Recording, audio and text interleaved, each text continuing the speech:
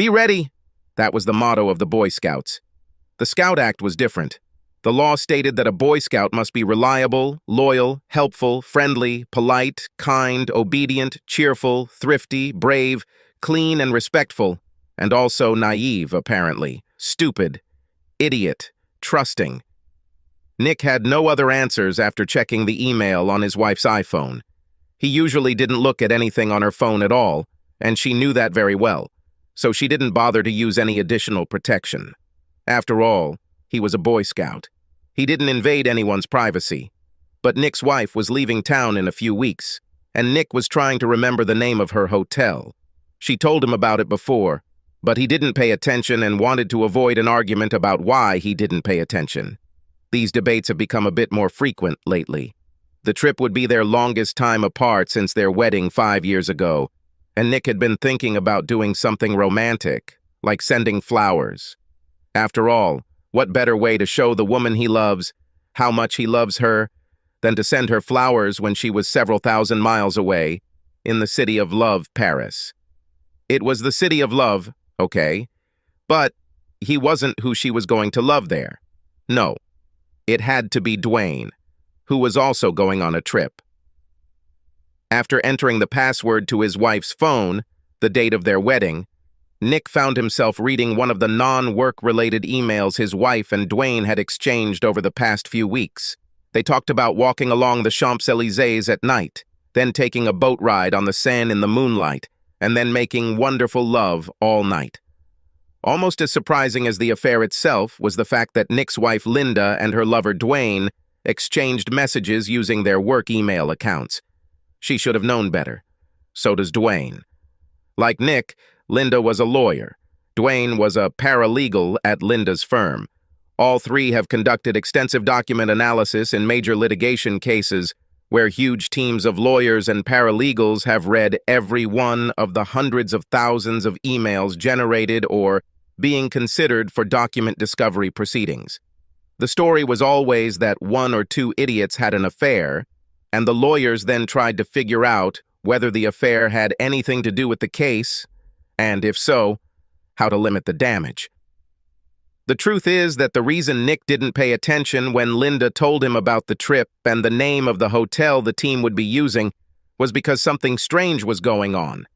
Nick didn't know what it was at the time, but his instinct made the hairs on the back of his neck stand up. 5 years as a lawyer, listening to clients lie and listening to lawyers scrupulously avoid lying by not telling everything had sharpened his listening skills. And something was wrong when Linda first told him about the trip. A very boring arbitration process that would keep them so busy that they wouldn't even be able to enjoy the sights. She said this without looking at him at all, and too frivolous. She knew that Paris was one of Nick's favorite cities and they always talked about going there together because Linda had never been there. So Nick found her answer strange, but he didn't even imagine such a worst-case scenario. The email line he was looking at now was a stiletto stabbed straight into his heart. Why don't you just get rid of the Boy Scout so we can spend more time together without worrying? Dwayne wrote this last night. I feel safe with him. Linda answered. So why are you having fun with me behind his back every chance you get? You do it better. Nick had no idea what he was going to do at this point, other than forward all correspondence to his address and print out the email exchange on the printer, just in case. No doubt, as an experienced lawyer, his first instinct was to preserve the evidence. After printing out the emails and putting them away, Nick began to think. He definitely knew what he wanted to do. He needed to think before he hurt anyone. This thinking is what made him a lawyer. He was paid to use his brains, not his brawn. And he had to think about it quickly because Linda was out for a run and would be back soon. But before he could think, he needed to finish the mission and find a hotel. However, this would not be for sending flowers.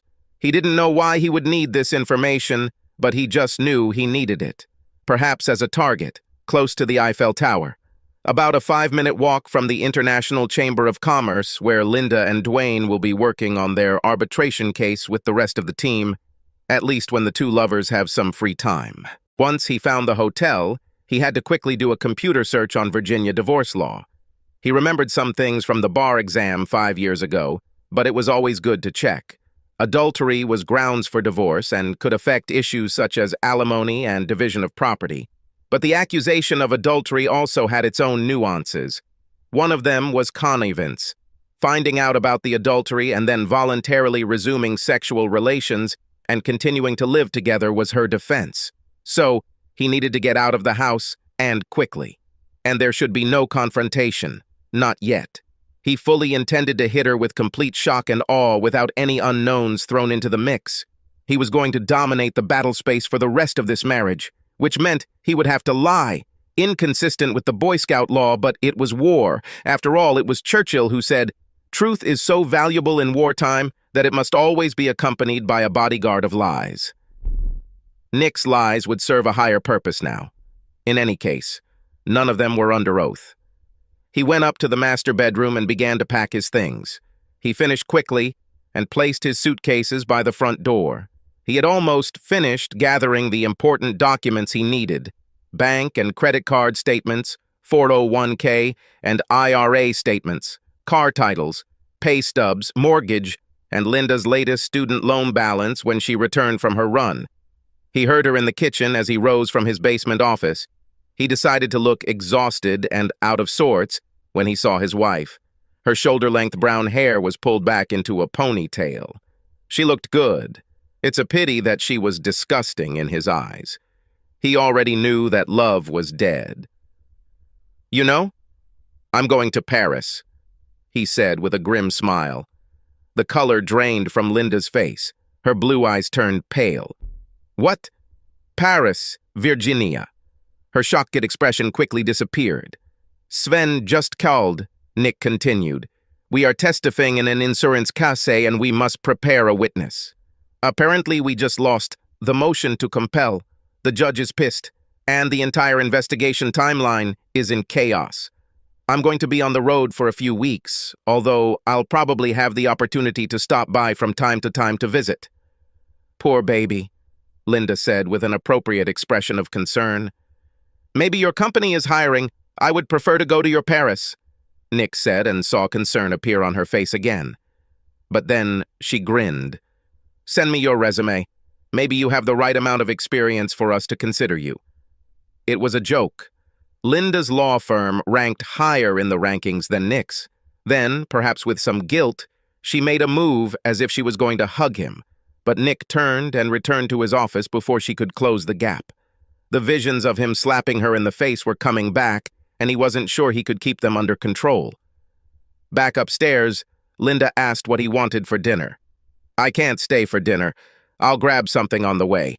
Sven is going crazy and wants me to hit the road immediately." He spoke, bustling around the kitchen.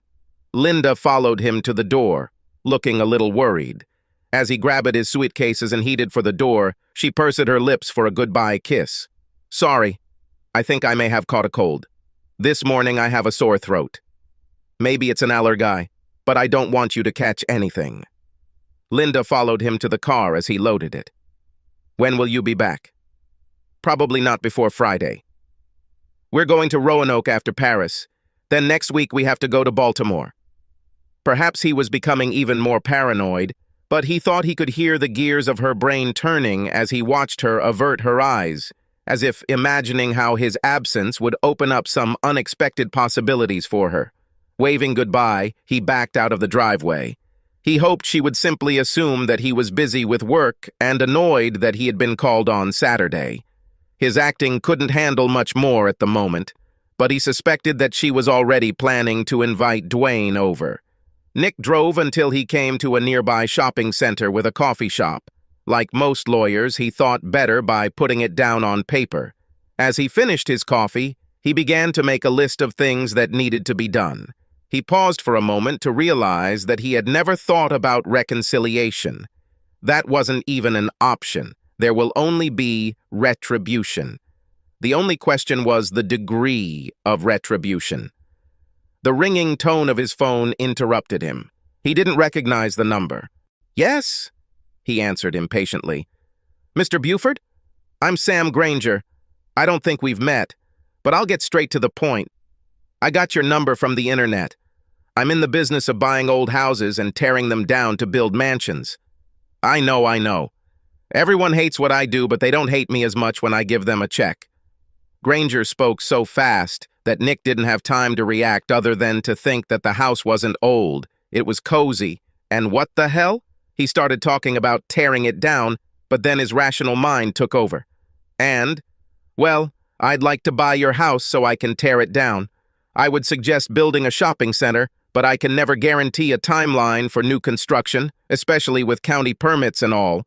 I make all my profit by getting these deals done quickly, and I think I can give you a very good price if you and your wife are interested in selling. Nick had a hard time keeping a Grinch-like smile from spreading across his face. Linda chose their house just before they got married. It was an old ranch, but it had a beautiful yard that was right next to an area of woods with a creek running through it. It was close to major highways, but secluded enough to be peaceful. What absolutely convinced her was the treehouse in the yard across from the master bedroom window. She loved that it was a home ready for children. Nick simply loved the price and the fact that it was only 20 minutes from the main parking lot of the subway system.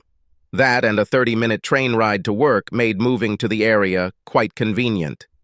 Mr. Granger, I will be away for the next few days, so I cannot guarantee access to the property. Call me Sam. I don't need to see it inside. Like I said, it's a wreck, and I've already checked the outside of the house. Can you meet on Sunday morning, Sam? Certainly. By the way, I will probably close the deal myself with my wife's power of attorney. She is very busy with work-related matters these days. No problem. I'll give you the form we use. Nick noted the address and began to see the outline of the plan. She felt safe with her Boy Scout, didn't she? This is because Linda didn't know that good old Lord Baden-Powell was using military intelligence as a model for what would become his boys' movement. Skills such as stealth, cunning, and self-confidence. In other words, ambushes. She'll never see what happens next until it's too late. But first, reconnaissance. To do this, he put his empty coffee cup on the table and went out to the car to get some privacy. He picked up his phone and dialed a number. Frank, he asked when the call was answered. I need a favor. And I need it now. Frank Barry was a private detective.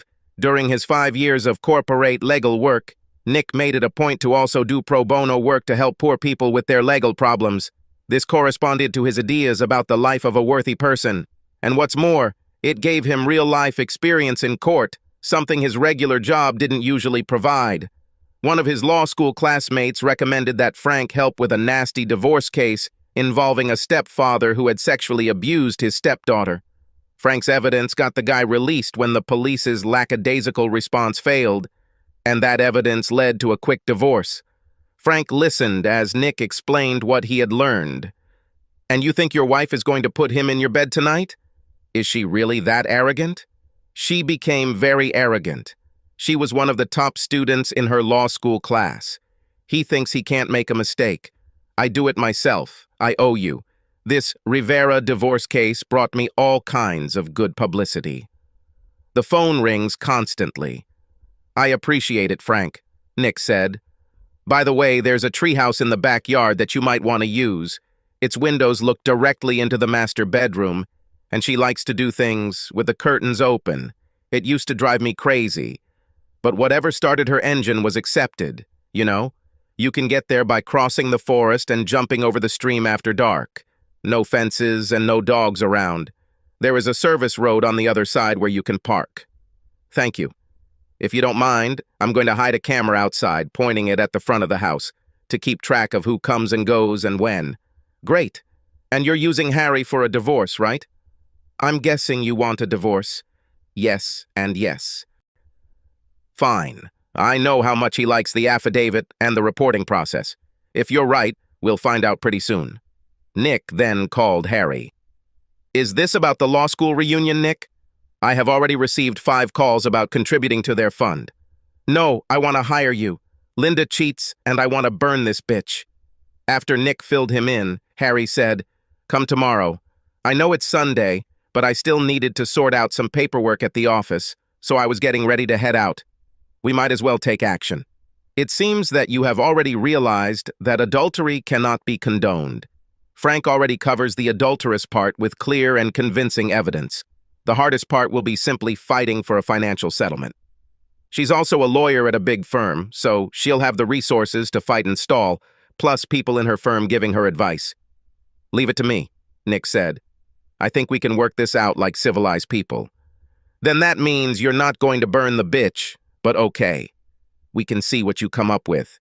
His last call was more delicate. Hello? Maggie, this is Nick.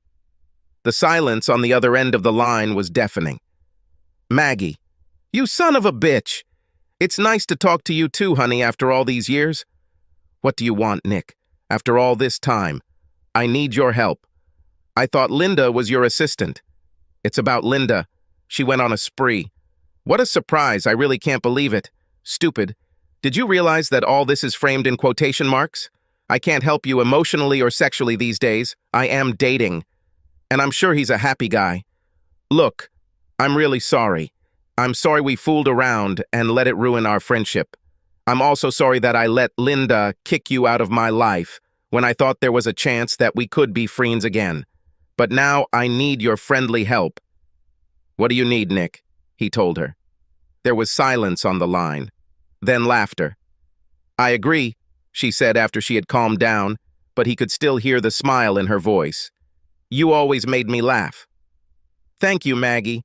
When the dust settles, you'll have to introduce me to Mr. Lucky so I can congratulate him on his excellent taste and invite you both to dinner. It's a date, she said. He needed somewhere to hide for a while and plan, so he found an extended stay hotel outside the Beltway in Fairfax, far enough away from his and Linda's usual haunts where he wouldn't risk being seen, settled in, and then went to get something to eat. He wasn't actually hungry, but he knew he needed something in his stomach to fuel the alcohol he planned to drink. A restaurant called El Mariachi was across the street from the hotel. When the hostess seated him in a booth, he saw that the bartender was looking at him. He seemed vaguely familiar, but Nick put it out of his mind. At the moment, he had enough reason to worry. The menu items indicated that the restaurant was an establishment pretending to be Mexican. Most Americans didn't understand the difference. He ordered some inexpensive tequila with his meal. He knew the hangover the next day would be severe, but he considered the pain part of the cleansing ritual. The waitress returned with a bottle of excellent tequila from the top shelf. When Nick looked up at the waitress, she simply pointed to the bartender, who saluted him. Nick returned the greeting and poured himself a generous drink as the bartender returned to serving other customers. It took a moment, but Nick remembered who he was. He remembered the bartender as one of the members of the public who attended Rivera's divorce hearing, as well as the criminal trial that Nick attended. He always sat in the last row alone. No one ever sat next to him. His client's daughter, Sonia, hugged him one day, but when Nick asked Sonia who it was, she became very quiet and said he was just a family friend. Nick ate in silence, making notes on a notepad and drinking tequila. After the waitress cleared away his dirty plates, he went to the toilet. He was aware that things seemed to move around, as if he were on a ship as he walked. He needed to lean against the wall while he did his business. He then returned to the booth, trying to act as confident as possible, and found the bartender sitting in his booth on the opposite bench. "Senor Nick, good to see you," he said, reaching out to take Nick's hand and shake it vigorously. Nick sat down and waited for what he would say. "I never thanked you for helping my cousin deal with that bastard she was married to." Nick tried to argue that it was nonsense and he was just doing the little he could, but the bartender ignored him. He was severely beaten in prison. Did you know about this? Very much. They don't think he'll be able to walk again or eat solid food. The bartender had a small smile on his face as he told Nick this. Nick felt a chill as he looked at the bartender. "I didn't hear that," Nick said. The bartender shrugged.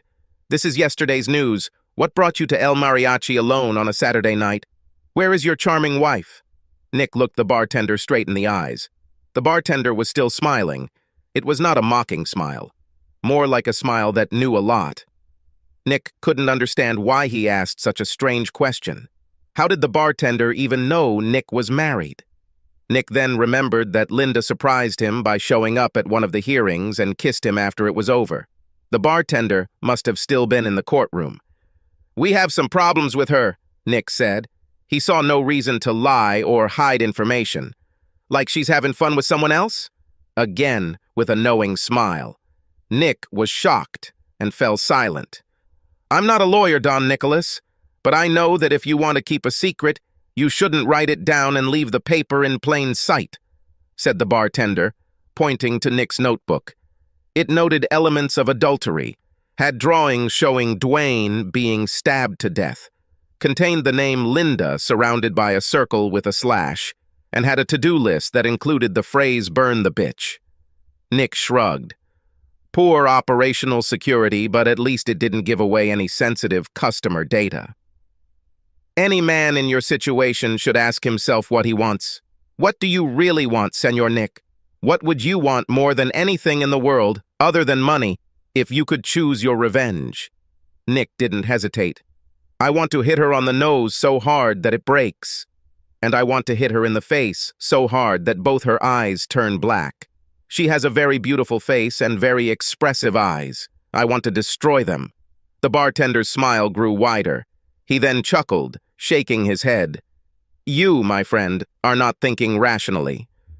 People who take revenge so cruelly end up in prison. You don't want to go to jail, not unless it happens while you're visiting your clients. Right?"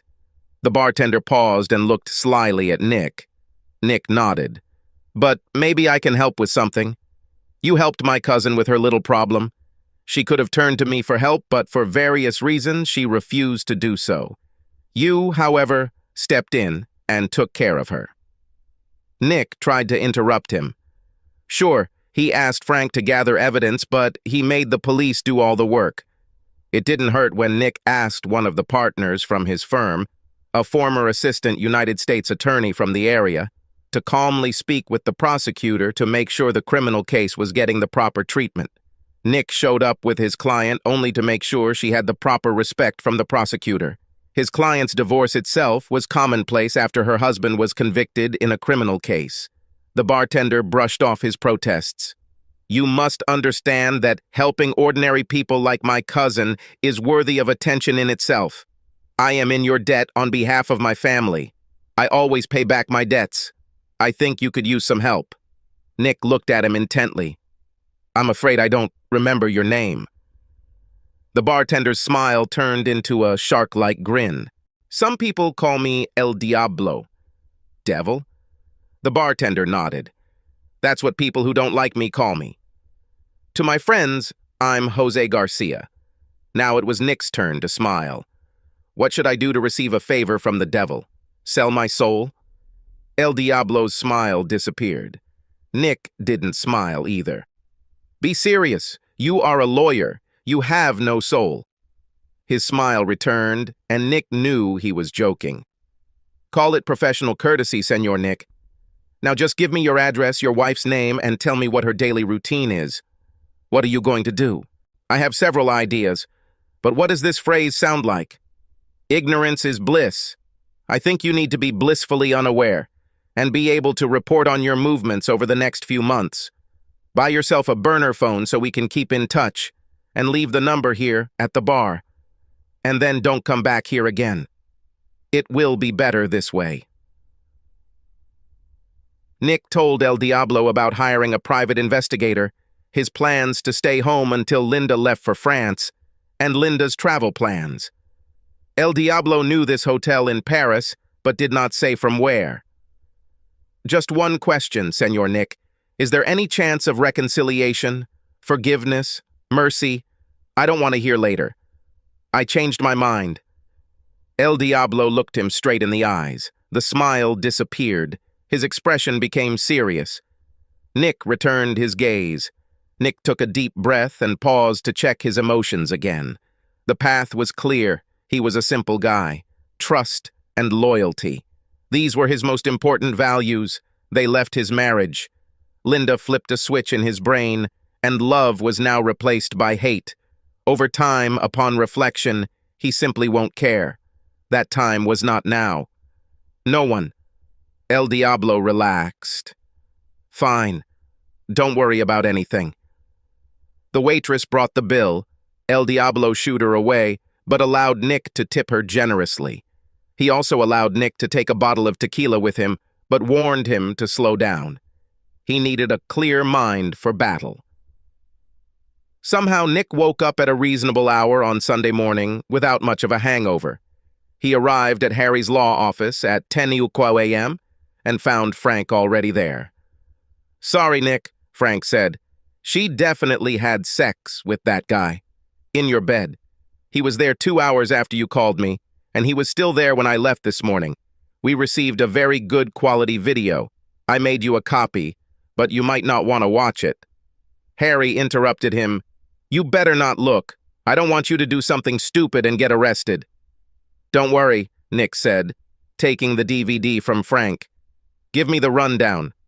I climbed into that treehouse just like you said, and they were all over each other. I got really clear shots of their faces and, frankly, the rest of their bodies. They were clearly having sex. Anyway, I think it's just a physical thing. They hardly spoke. I don't know if this will change your plans." "No. How long?" "They both had great stamina. Thank you. This makes me feel even worse. Sorry. Anyway, I know Linda personally from the party you had last year, so I can identify her. We checked this guy's license plates. It's Dwayne Martin. We know he's working with her. We don't know how long this has been going on, but it seems to me that this is clear and convincing evidence. Oh, and we have a camera in a nearby tree filming the driveway and garage so we can see when they come and go. I will email you a remote link to the live stream on our secure server. I have spoken to Harry and am going to write a report and supporting affidavit for him to file. Sorry again, dude." Frank shook hands with Harry and Nick and left the office. "So, what do you want to do?" asked Harry. "File for divorce on the grounds of adultery. But don't serve her." Harry looked at Nick without any expression. "Trust me, Harry. When I hear these words, I get an upset stomach. I don't want you to do anything stupid here. I predict that everything will go more smoothly than you imagine." Harry winced. "Look, Harry, just file this on Monday afternoon, right before the court office closes. Let me know the case number. I'll take care of the rest. Just remember, Nick, I don't practice criminal law. Not very good anyway. If you need to get out of some trouble, I can't help you." "You'll be pleasantly surprised," Nick said as he walked out the door. Nick's next stop was to meet Sam Granger. It was a very productive meeting where Nick learned that they could sell the house for over $100,000 more than the mortgage, all without real estate agent commissions. Linda would be delighted, if only she knew. Nick promised to return with the proper paperwork as soon as possible to seal the deal. As Nick left Sam's office, he looked at his phone. No messages or calls. She must still be having fun with Dwayne. Nick took the opportunity to call his boss Sven and tell him that he urgently needed 2 weeks of vacation or he would quit. Sven immediately panicked because Nick was the only one who knew what was going on with the current affairs and agreed. Luckily, in Sven's case, they had a temporary lull in business, so he could cut Nick some slack. Having laid the groundwork for the fulfillment of his intentions, Nick returned to his hotel to take care of his current work. By Monday evening, it was ready. Linda left voicemails on Sunday evening and Monday evening, which he did not respond to. He was saving all his energy for Tuesday morning. Thanks to Frank's camera in front of the house, Nick knew that Dwayne had spent Monday night there, and based on Dwayne's stay from Sunday evening to Monday morning, he would likely leave around 8 a.m. to head to work. Linda was leaving around 8:30 a.m., so at 7 a.m. Nick walked through the front door and shouted, "Darling, I'm home!" He heard a sudden noise upstairs, and then Linda came down the stairs in her robe, disheveled and shocked. "Honey, what a surprise," she said, trying to seem cheerful, but barely holding it in and just as clearly on the verge of complete panic. "I thought you wouldn't be here until Friday. You didn't answer my calls." "Sorry," Nick answered cheerfully. "You know how it happens."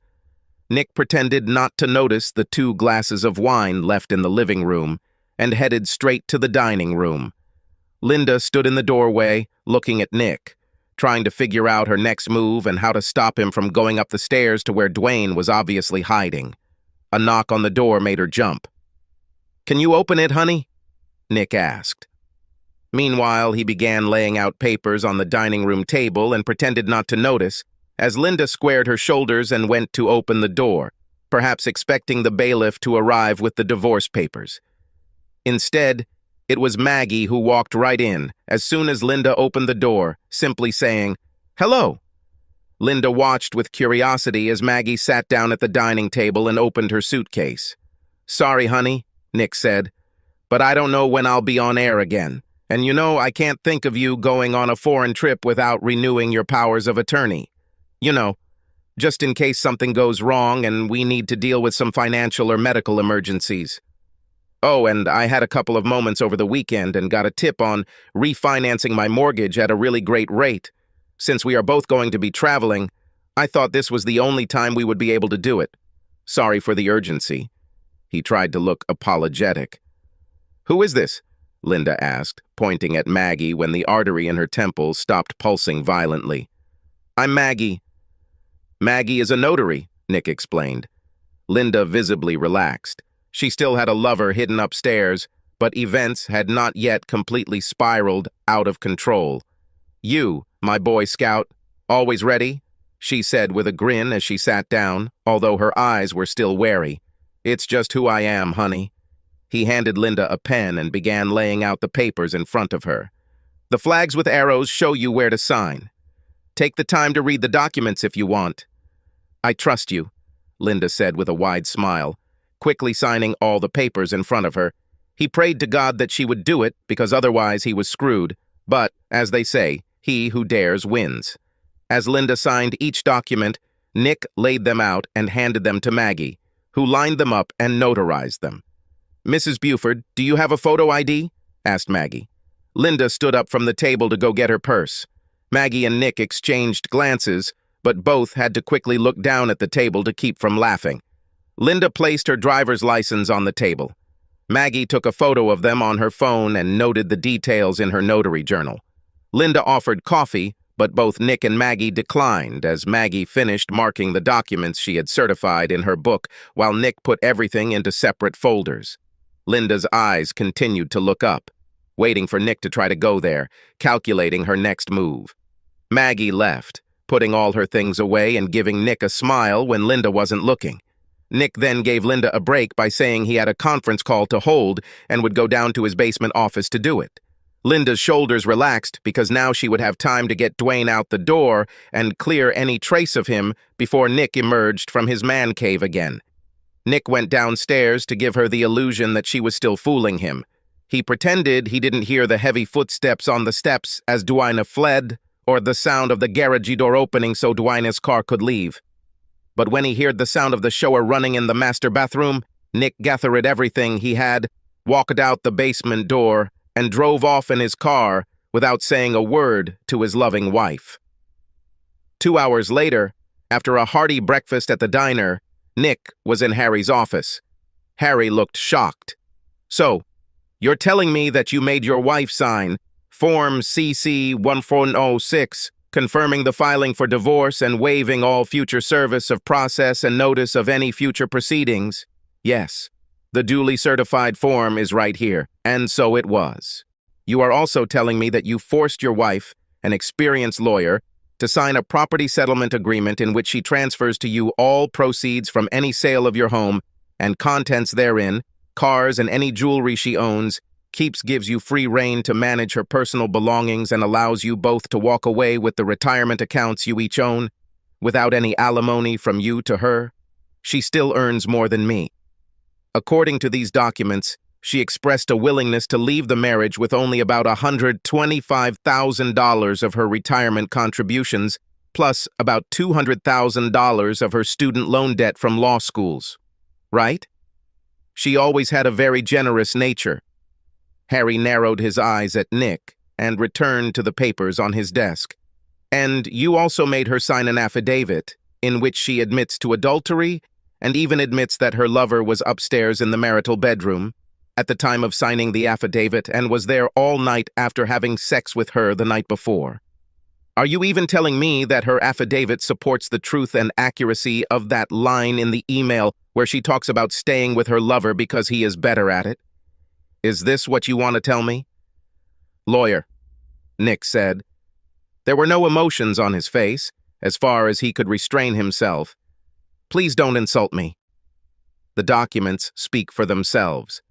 Harry looked at the documents, looked up at Nick, started to smile, suppressed a smile, and then turned around in his chair. To hell with this. I will accept this file. You are a respected member of the bar and a friend from law school. How was I supposed to know you did all this shit? I thought it was good, Your Honor. I'm deeply confused. I was completely taken aback by the fact that my client had betrayed my trust. If anyone should have his license revoked, it's Nicholas A. Buford Eskins, Your Honor. See where I'm going with this, Nick? To her. If necessary, will this notary certify that Linda signed all this? Yes, she will do that. Will she testify that Linda carefully studied the documents? I wouldn't want to try to prejudge or influence anyone's testimony, but as you say, Linda is an experienced trial lawyer, so I'm confident she gave the documents the attention she felt they deserved. I'm sure the notary will say that she saw Linda Buford go through the documents and sign each one. I cannot otherwise express an opinion about her state of mind regarding her understanding of the contents of each document. Okay then, said Harry. I'll record all of this today, plus Frank's affidavit and report, which includes photographs and a DVD. I'll see if I can't get this out of the electronic file for a while. We don't want this to still be in the news, do we? No, said Nick. Linda is going on a trip to Paris in just over 2 weeks. The longer it stays hidden, the better. Do you know anyone in district court? Do you remember Seth? Asked Harry. Student, a year after us? He's having trouble finding work at a law firm, so he's now working as a law clerk in the district court, trying to get his resume in order. He could speed up the process. But if the judge wants to take live testimony, the whole thing could collapse under its own weight. Linda will have to decide that she doesn't want to fight this for some reason if she realizes what's going on. If things go badly at this stage, I may have to resign as your lawyer. Fair enough. Someday you will be able to tell me the whole story. But I don't want to hear it now. Over the next 2 weeks, Nick managed to keep Linda at arm's length. He sent her text messages at odd hours, letting her know how busy he was, but otherwise answered her calls. Days passed, and she called less and less. You scared the crap out of her, Frank told him at the end of the week. According to our video footage, Dwayne hasn't been in the house since you showed up and surprised them Tuesday morning. I can't tell if they meet at his house during the week or have sex with each other in the office, but they don't do it at home. I'll tell you if anything changes. The only thing that changed was that Nick quietly returned to the house when he learned Linda had left and obtained the financial documents he thought he might need. He also signed a contract to sell the house with Sam Granger. The sale was scheduled to close during Linda's first week in France. In the evenings, Nick went to the gym, read in his spare time, and wondered how he got to the point where he was 30 years old with such a chaotic life. He told Sven that he needed to rest for a few more weeks, to which Sven reluctantly agreed. She's having fun with him in the house again, Frank said on Saturday, a week before Linda was due to leave for Paris. Thank you for warning me, Nick replied. He didn't really care, but he knew he would rather burn the sheets than sell them when he abandoned the house. By this time, Nick had already watched the video Frank gave him the first time. He could see the attraction. Dwayne was a couple of years younger, and Frank's investigation revealed that the guy was a regular at the gym, always warming up in front of the mirror before weight training. Otherwise, he was unremarkable. By comparison, Nick was in decent shape, but he certainly didn't have a washboard stomach. Obviously, Linda was looking for any deal. Nick could have done without such superficiality. Before Nick knew it, Linda was off on her long-awaited trip to Paris. One of Frank's men followed her to the airport and waited until the plane took off for Europe. After receiving the news, Nick went into the house, put all of Linda's clothes in a pile in the living room, and packed everything he wanted to keep. The movers arrived the next day, packed Linda's clothes into boxes, and sent them to the warehouse. They packed Nick's things separately and moved them to the apartment he found. Thanks to Sam Granger, a skilled house demolition specialist, Nick was able to sell the furniture easily. When the house was finally empty, Nick took one last walk before completing his final task. He carefully collected the wedding photographs and album, as well as Linda's wedding dress.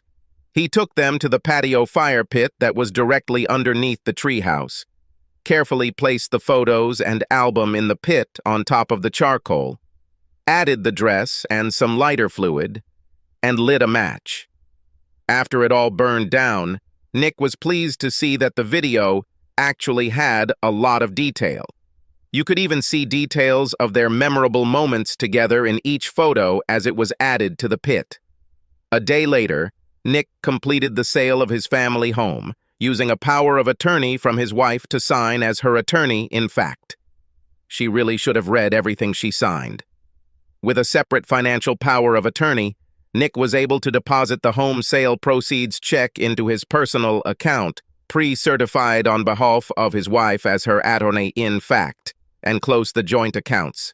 3 days later, still in the first week of Linda's trip to France, a construction crew leveled the house. They cleared the rubble in a few days.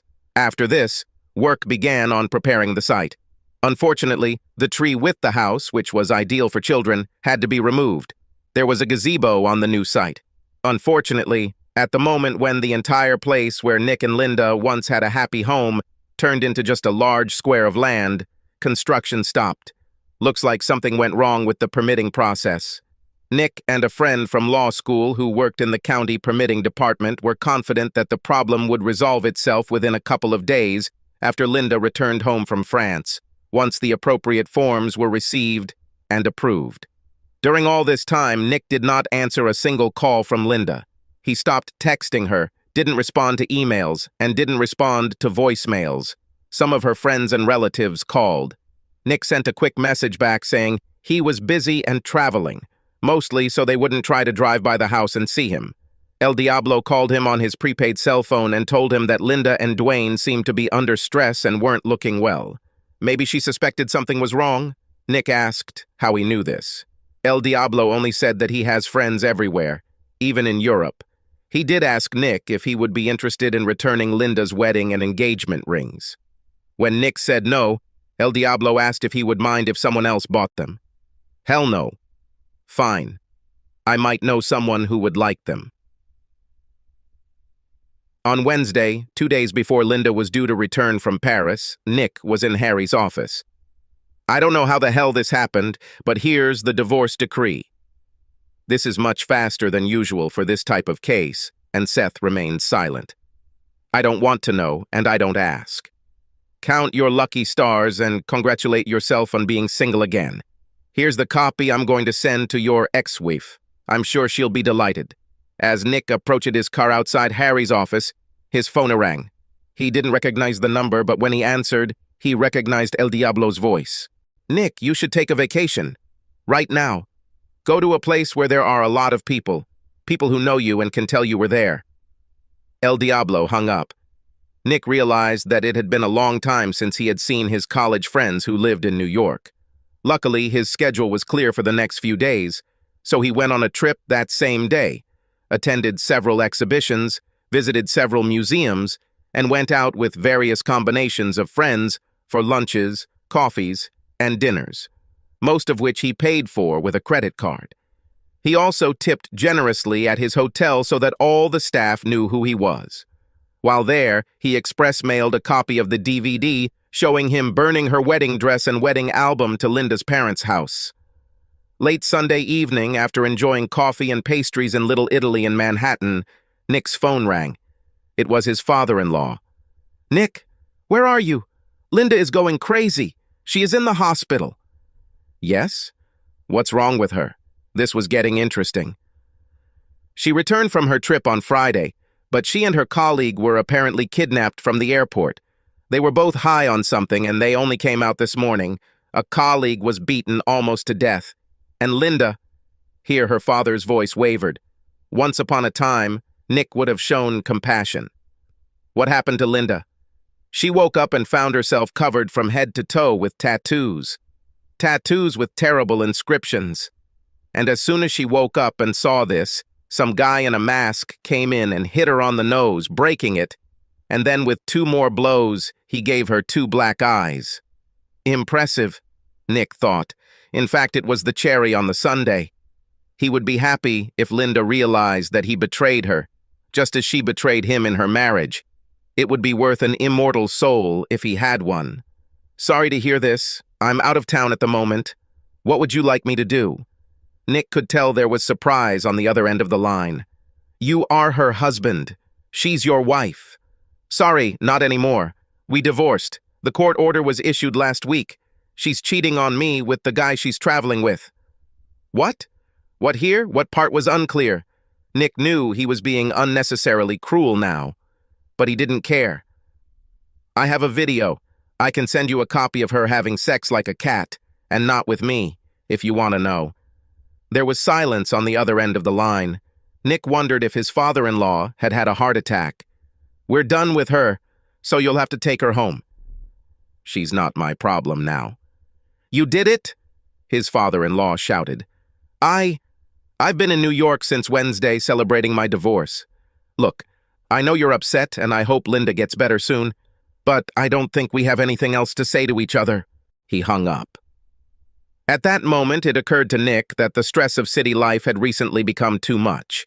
He sent an email to Sven saying that, in the end, Sven and the firm could go to hell, with all due respect. A quick internet search revealed that there was an REI store in Soho, so Nick outfitted himself with some brand new hiking and camping gear. Linda had never liked hiking, so this was a chance to reconnect with his intelligence background. The hotel was very kind to store his luggage for a while for a reasonable fee, and before he knew it, he was heading into the Adirondack Mountains to commune with nature until things calmed down. Luckily, he had his passport with him in case he had time to travel to Canada. And it turns out he did. He spent most of the next 8 weeks turning off his phone. At first, it seemed like some crazy woman had stolen his ex-wife's phone because there were dozens, if not hundreds, he didn't count, of messages that seemed to include frantic screaming and crying. He only listened to 1 or 2 before deleting the rest, and a lot of crazy emails. Her account must have been hacked. How was he supposed to find the time to read all of this? He hoped that whoever this crazy woman was, she got the help she so desperately needed. So 8 weeks later, Nick met Frank for drinks. Harry was there too. Just to be clear, Harry said as they sat down, I ended our attorney-client relationship immediately after I gave you the divorce decree. I notified you by registered mail. Perhaps you haven't checked your email yet. Not yet, Nick admitted. It's a serious storm, my friend, said Harry. Frank, what would you say? More like a typhoon. I like it. Lots of destruction. Harry finished his bourbon and immediately asked for more. You start, Frank.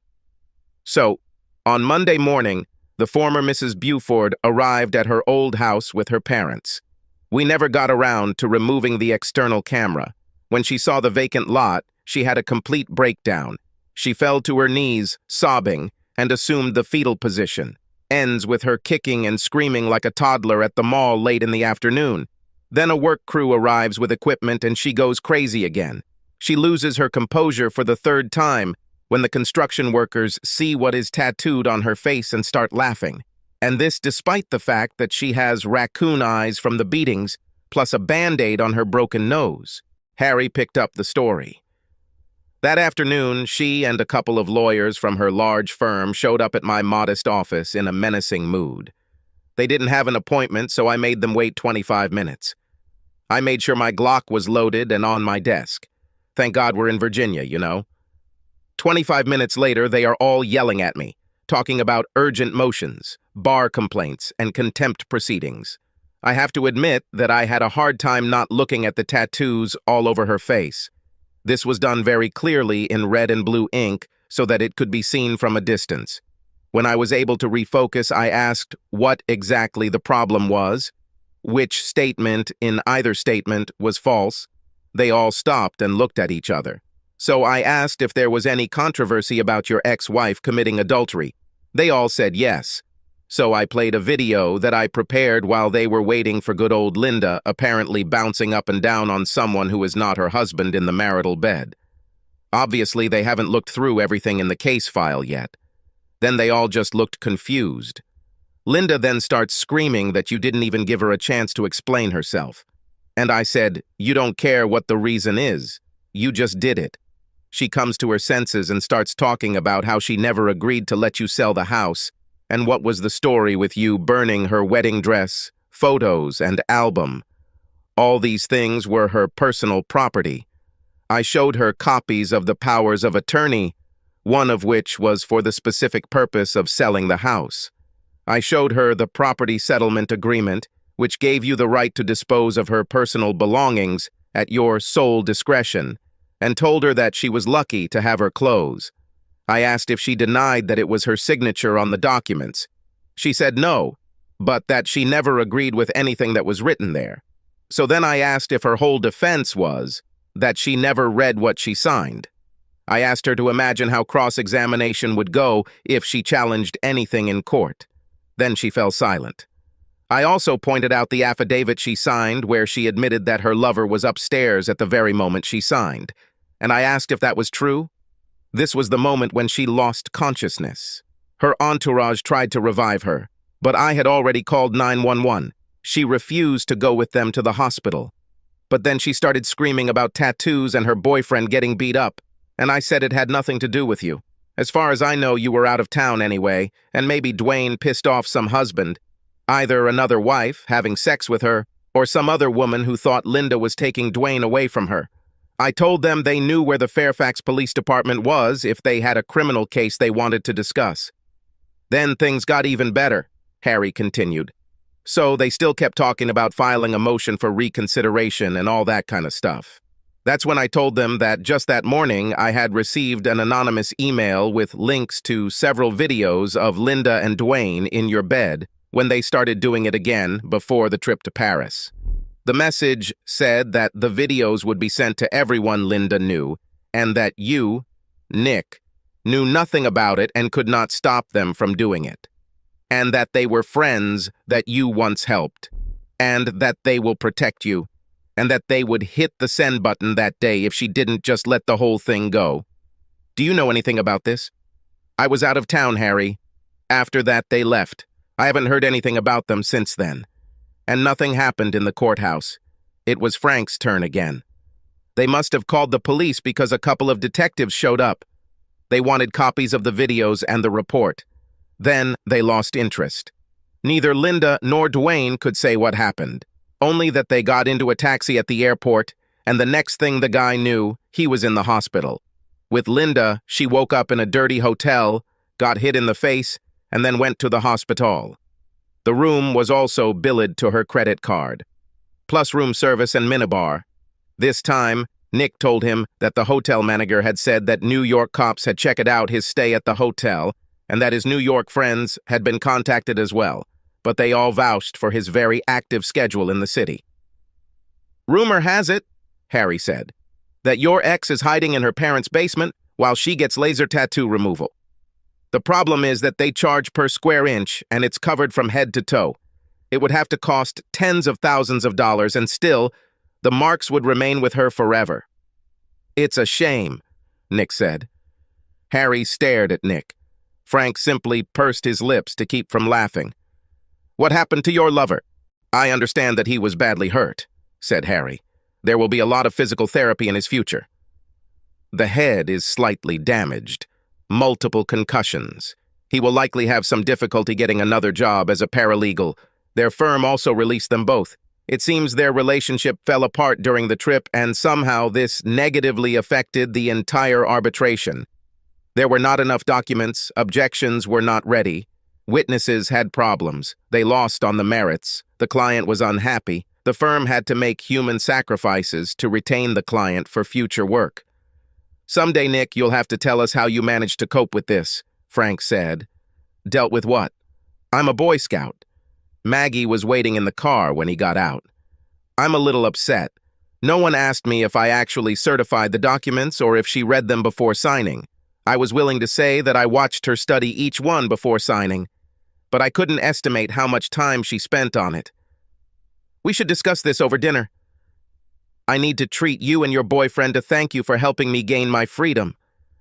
Maggie turned to him and looked over her sunglasses as Nick reversed the car out of the parking lot. There is no guy, idiot.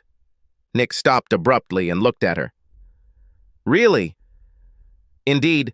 Now shut up and take me home so you can begin the rather long and grueling process of apologizing to me. Okay, Nick smiled. But first I have to stop by the post office. For what? I'm sending a card to an old friend, Nick said, pulling it out of the glove compartment. It had the Boy Scouts logo on the front. I asked her, does she feel safe now? Safe? Subscribe to our channel so that your second chaff doesn't cheat on you, and go ahead and listen to the next story, because this story is nothing compared to the next one. If you're under 18, don't even think about listening to the next one.